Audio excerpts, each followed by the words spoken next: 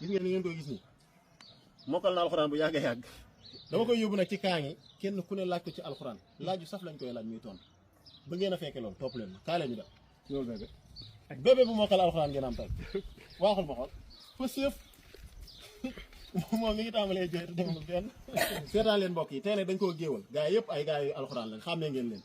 géewal bi nag mooy géewal ku mokkal alxuraanul karim ñëpp a ko fas yéene laaj ci alxuraan képp ku ko ñaanal ci commentaire yi nag yàlla nga am doom ji mokkal alxuraan bañ koy géewal géew bii incha allah loo tudd Aysata maa lay njëkk a laaj bul tiit dégg nga acca jëlal laaj bu njëkk baada aoudu billahi min ashaytan rajim bismillahi rahmani rahim wa in ahadun min almushrikina stajaraka فأجر حتى يسمع كلام الله ثم أبلغه مأمنه ذلك بأنهم قوم لا يعلمون كيف يكون للمشركين عهد عند الله وعند رسوله إلى الذين عاهدتم عند المسجد الحرام فما استقاموا لكم فاستقيموا لهم إن الله يحب المتقين. ما شاء الله سنجي أنا جاكم بيان وأن هذا صراطي مستقيما فاتبعوه ولا تتبعوا السبل فتفرق بكم عن سبيله ذلكم وصيكم لعلكم تتقون. ثم آتينا موسى الكتاب تماما على الذي أحسن وتفصيلا لكل شيء هدى ورحمة لعلهم بلقاء ربهم يؤمنون. ما شاء الله gis nga ni mu ko indee acca Mohamed jox ko benn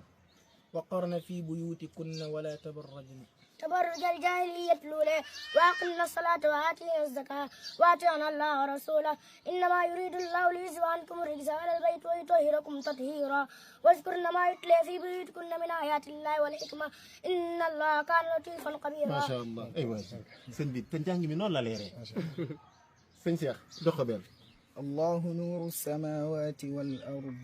مثل نوره كمشكاة فيها مصباح المصباح في زجاجة الزجاجة كأنها كوكب دري يوقد من شجرة مباركة زيتونة لا شرقية ولا غربية يكاد زيتها يضيء ولو لم تمسسه نار نور على نور يهدي الله لنوره من يشاء ويضرب الله الأمثال للناس والله بكل شيء عليم. ما شاء الله yàlla na la yàlla nga jàngee alxuraan